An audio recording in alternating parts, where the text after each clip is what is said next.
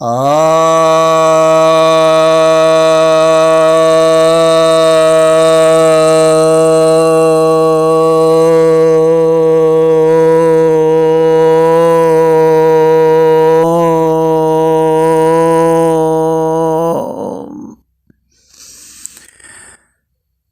भक्तजनों को सप्रेम नमन। भक्तों, आज मैं आपके समक्ष 10वें अध्याय गीता के 21वें श्लोक पर प्रवचन करने जा रहा हूँ। भगवान कहते हैं, श्री भगवान उवाच, आदित्यानामहं विष्णु ज्योतिषां रविरंशुमान् मरीचिर्मरुतामस्मि नक्षत्राणाम अहम शशि। यहाँ वे अपने विभूतियों का वर्णन करते हुए कहते हैं कि मैं आदित्यों में विष्णु हूँ और ज्योतियों में किरणों वाला सूर्य हूँ और वायु में मरीचि हूँ, नक्षत्रों में शशि हूँ।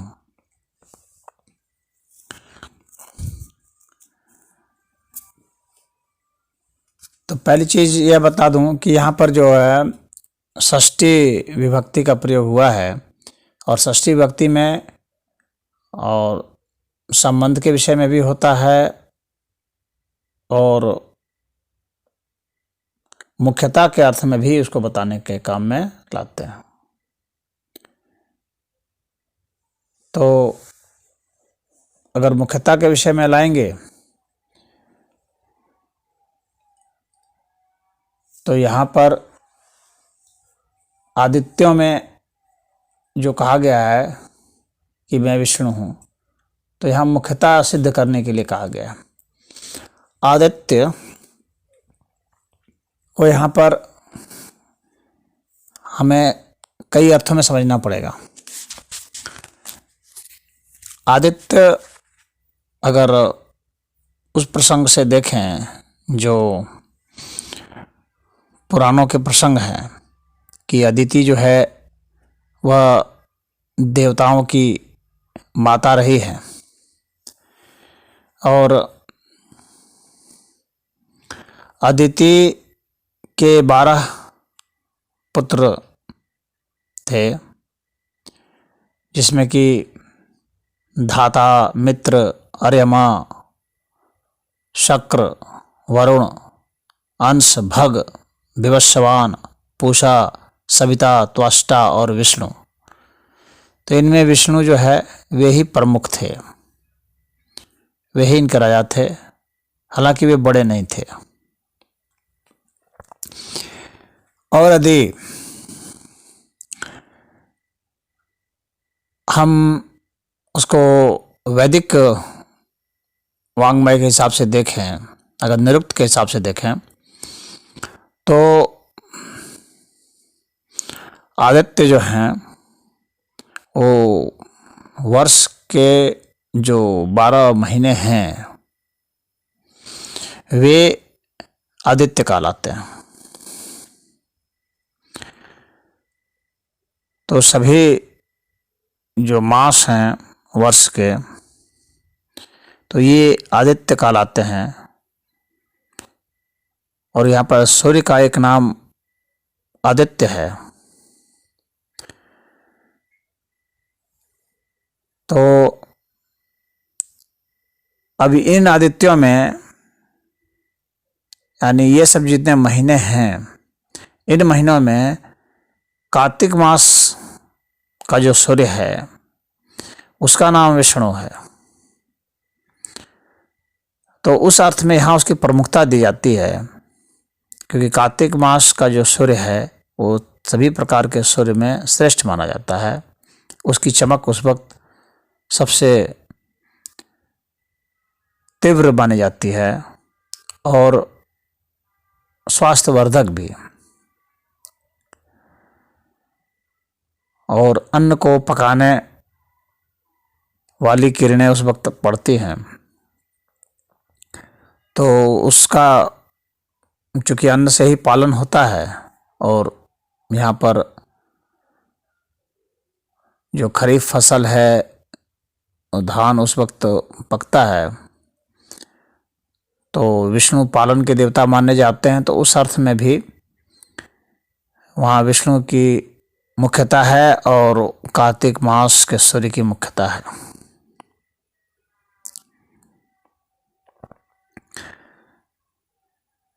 अब इसके बाद कहते हैं कि ज्योतियों में विभिन्न प्रकार की जो ज्योतियां हैं, उनमें वे ज्योतियां जो किरणों वाली ज्योतियां हैं, तो उनका मैं अंशमान हूँ। तो जो अंशमान किरणों वाले हैं उसमें कौन मैं हूँ? रवि हूँ। तो किरणों वाली जो ज्योतियां हैं उनमें रवि को यहाँ माना गया है मुख्य। रवि फिर जो है सूर्य का ही एक नाम है, परंतु सूर्य और रवि में थोड़ा फर्क है। हालांकि ये सब पर्यायवाची शब्द ही माने जाते हैं, परंतु फिर भी फर्क होता है। रवि वह सूर्य है जो गति कर रहा है, वो सामान्य सूर्य नहीं है। रव गति को कहते हैं, और ऐसी गति जिसमें कि ध्वनि उत्पन्न होती है। तो वे ज्योतियां जो किरणों वाली हैं और वे गति करती हैं, तो प्रकाश को यहाँ पर गति करने के कारण महत्व दिया गया है, और प्रकाश की गति का यहाँ पर बहुत महत्व, इसलिए रवि शब्द का यहाँ प्रयोग किया गया है। तो वैदिक वाङ्मय में प्रकाश को गति वाला माना गया है और उसकी गति की महत्ता दी गई है। आज भी वैज्ञानिक यही कहते हैं, आइंस्टीन ने भी कहा है कि तेज चलने वाली जितनी भी चीज़ें हैं उसमें प्रकाश सबसे ज़्यादा है।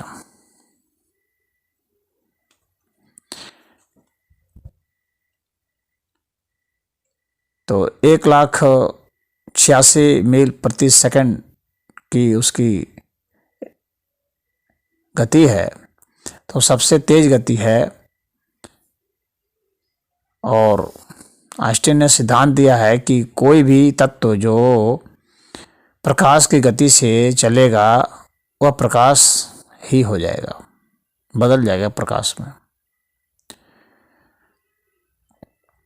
अभी तक जितनी किरणों को खोजा गया है उनमें प्रकाश अधिकतम माना गया है। तो यहाँ भी प्रकाश को महत्व दिया गया है इस श्लोक में भी, और गति, और उसके साथ साथ यहाँ पर एक चीज़ और है, और वह है कि ध्वनि। कोई भी चीज़ जब गति करेगी तो निश्चित ही ध्वनि करेगी। यह यहाँ पर सबसे महत्वपूर्ण चीज़ है, जो कि अभी तक विज्ञान को भी थोड़ा सा इसमें शोध करना पड़ेगा। प्रकाश यहाँ इसलिए किरण का प्रयोग किया गया है। किरण मतलब कि वहाँ पर जो है तरंग हो गई। अब जो है प्रकाश की तरंग है, और प्रकाश अपने में एक ऊर्जा है और ध्वनि भी एक ऊर्जा है। तो यहाँ प्रकाश जो ऊर्जा है उसके अंतर्निहित भी कुछ ध्वनियां हैं। यह यहाँ पर बहुत बड़ा संदेश है कि प्रकाश के अंतर्निहित जो ध्वनियां हैं वो सुनाई पड़ने वाली नहीं है, वो अव्यक्त ध्वनि है। इसलिए यहां रवि शब्द का प्रयोग किया गया है। और प्रकाश, ध्वनि जो है वो प्रकाश में बदल जाती है, और उसी तरह से प्रकाश भी ध्वनि में बदल सकता है। ऊर्जा का रूपांतरण होता है, यह बात तो सब जानते हैं। परंतु जो प्रकाश का रूपांतरण हो रहा है वह उस रूपांतरण की यहाँ पर बात नहीं है, बल्कि उसके अंतर्निहित ये जो सूक्ष्म ध्वनि है उसकी यहाँ पर बात है। और ध्वनि को वैदिक साहित्य में सबसे प्रमुखता से दिया गया है स्थान, और उसको आदि शक्ति माना गया है। तो ध्वनि ऊर्जा को सबसे मुख्य ऊर्जा माना गया, उसी से ये माना गया कि बाकी सब ऊर्जाएं बदली हैं। तो इसलिए यहाँ रवि शब्द का प्रयोग हुआ है।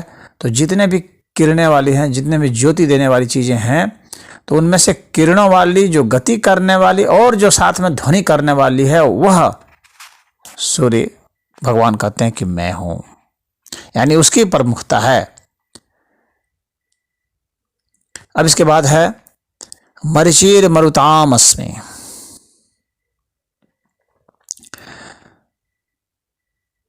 मरीचि जो मरुत हैं, मरुत तेज को कहा जाता है, इसलिए सूर्य का एक नाम मरीचि भी है। तो वो तेज हैं, वो ऐसी किरणें हैं। तो ये मरुदगण जो हैं, और उनको यहाँ पर कहा गया है मरुत। तो अब ये जो मरुत हैं, इनकी जो कथा है, पौराणिक कथा, तो उन कथाओं में यह है कि जो इंद्र थे, और दिति, जो अदिति की बहन थी दिति, तो अदिति प्रकाश या उससे तेज वाली या चैतन्य सत्ता, इनका प्रतिनिधित्व करती हैं। और जो दिति हैं वे अंधकार वाली, अज्ञानता वाली जो हम लोगों की सत्ता है, उसका प्रतिनिधित्व करती हैं। तो दिति, पुराण में कथा है कि दिति ने वो तप करना शुरू किया, क्योंकि अदिति के जो पुत्र थे इंद्र, वही देवताओं के राजा थे। तो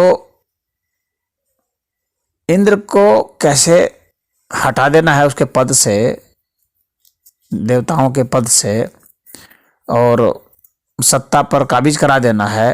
तो इसकी जो है उनमें इच्छा जागी, और इंद्र से बदला लेने की उनको सूझी।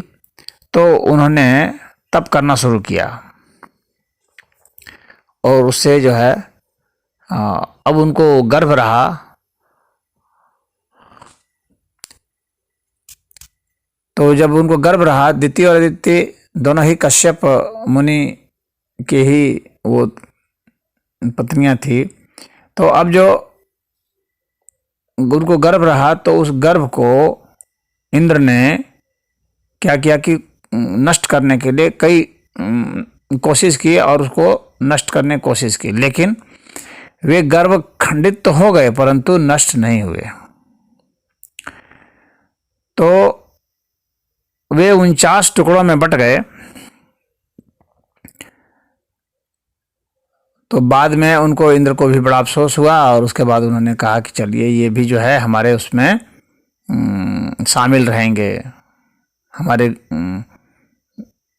लोक में ये भी शामिल रहेंगे, और देवताओं की श्रेणी में इनको भी रखा जाएगा। अब बात यहाँ पर यह हुई कि आखिर वे नष्ट क्यों नहीं हुए।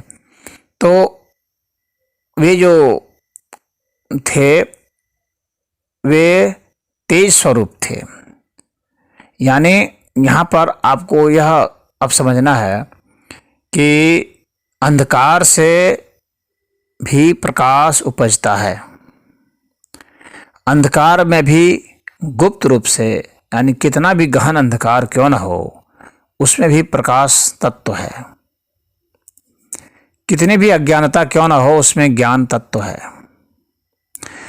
वह ज़्यादा अव्यक्त है, बात इतनी है, इसीलिए वह अंधकारमय मालूम पड़ती है। तो जितने भी अंधकार हैं उनके भीतर से भी प्रकाश उत्पन्न होता है, और सारे प्रकाश जो है वो अंधकार में लीन हो जाते हैं, खप जाते हैं, उसमें विलीन हो जाते हैं। तो विलीन हो जाते हैं तो यानी अव्यक्त हो जाते हैं उसमें, फिर वहाँ से प्रकट होते हैं। यहाँ पर संदेश यह है। तो ये बहुत वैज्ञानिक श्लोक है, इसको अच्छा से समझना जरूरी है। इसलिए तो जितने भी अंधकार के पहलू हैं वे सारे पहलू ऐसे हैं कि जितने कितना भी प्रकाश चाहे क्यों ना हो, कितने भी दूर क्यों ना जाता हो, अंततः वो अंधकार में ही लीन होता है। तो अंधकार अपने में उसको समेट लेता है। कहने का अर्थ यह हुआ कि प्रकाश अंत में जाकर के अव्यक्त होता है, और जब प्रकाश अव्यक्त होता है तो वह अंधकार होता है, और जब वो प्रकट होता है तो प्रकाश होता है। तो अव्यक्त प्रकाश जो है अंधकार है, और व्यक्त अंधकार प्रकाश है। तो यहाँ जो दिति के जो ये पुत्र थे 49 पुत्र, ये वही हैं, ये वे प्रकाश हैं जो कि प्रकट हो गए हैं और चिंगारियों के रूप में प्रकट हो गए, किरणों के रूप में प्रकट हुए, तेज के रूप में प्रकट हैं। तो ये तेजस्वी थे।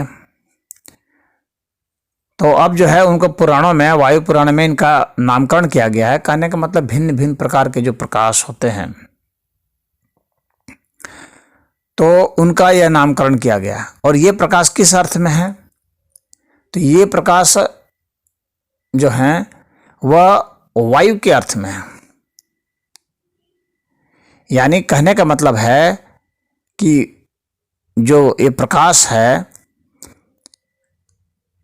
अंधकार से जब प्रकाश आया तो ये वायु तत्व के रूप में आ गया, यानी वो अव्यक्त रूप में रहा। और वायु के भीतर जो प्रकाश है, अगर वायु को हम लोग स्पार्क वगैरह कराते हैं, बहुत ज़्यादा हीट टेम्परेचर देंगे तो वहाँ से प्रकाश प्रकट होगा।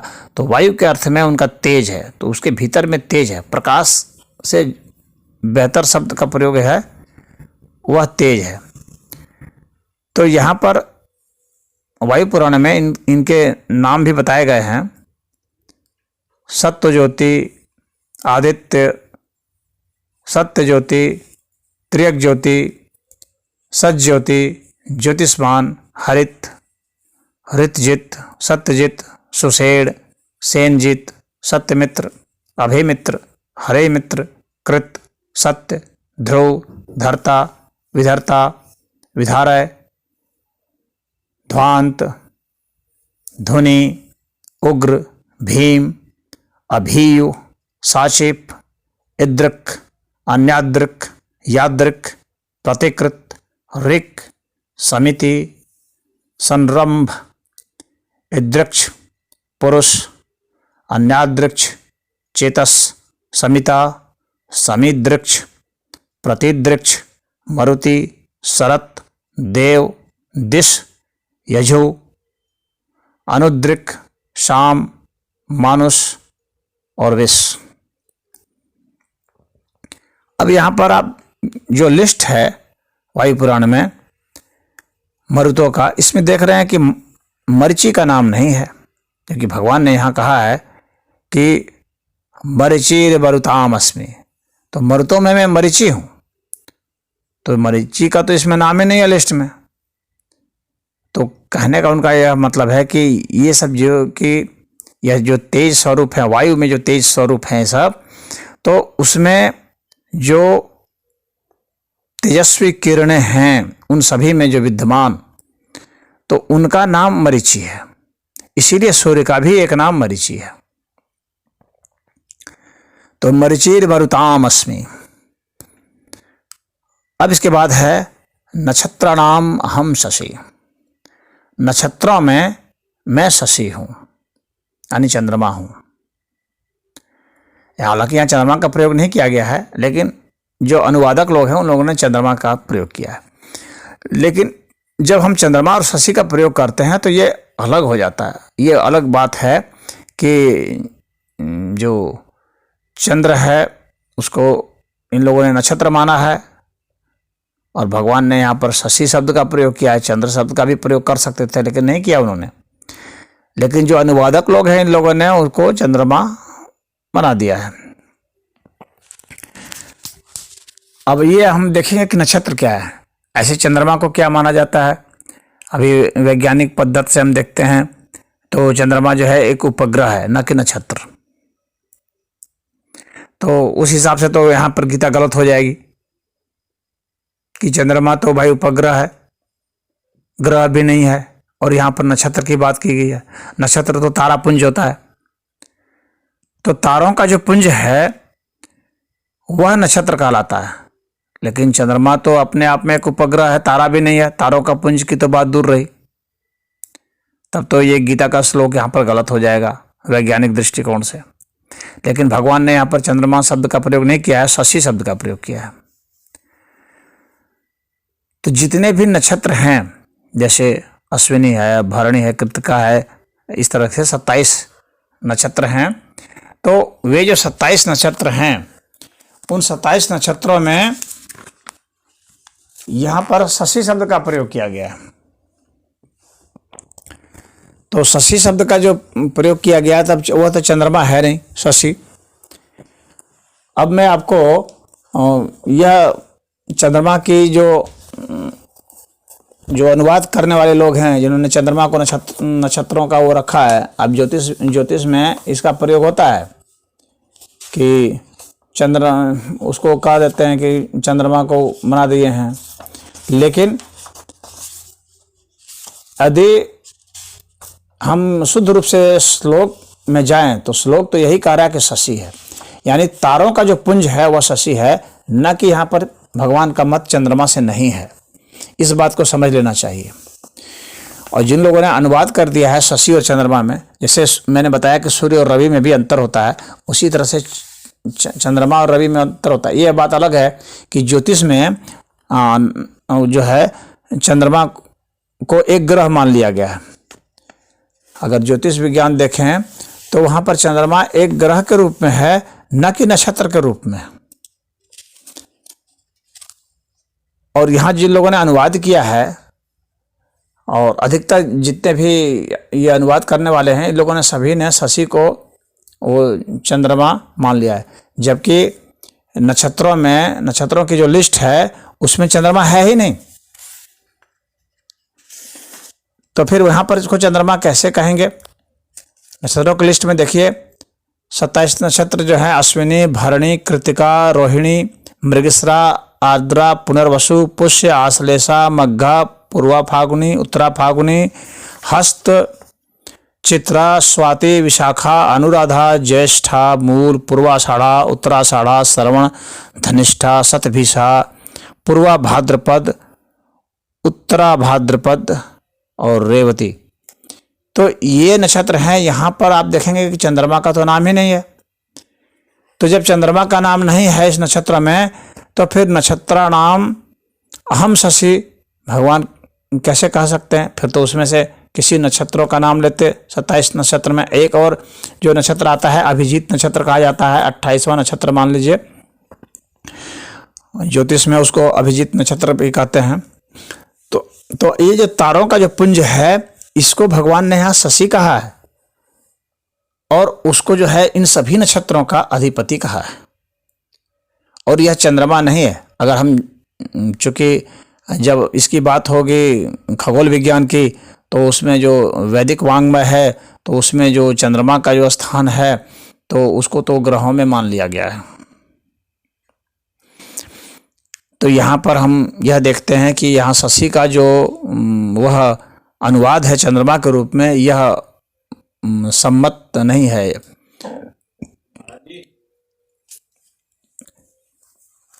तो इस बात को समझ लीजिए कि यहाँ पर जो शशि शब्द का जो प्रयोग है वह नक्षत्र के अर्थ में है, तो वो भिन्न अर्थ में है। वो नक्षत्रों के प्रमुख हैं, यानी इन नक्षत्रों में जो प्रमुखता है जिस नक्षत्र की, तो उन नक्षत्रों में भगवान ने कहा है कि शशि हूँ। यानी अधिकतम जो है ये चमकने वाले जो हैं उनमें चंद्रमा को नहीं माना करके शशि को हमें मानना पड़ेगा। शशि यानी नक्षत्रों के वो राजा माने जाएंगे। इस अर्थ में तारों के पुंज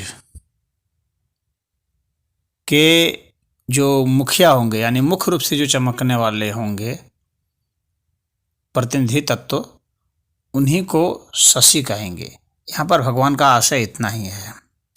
तो इस श्लोक का मंतव्य इतना ही था।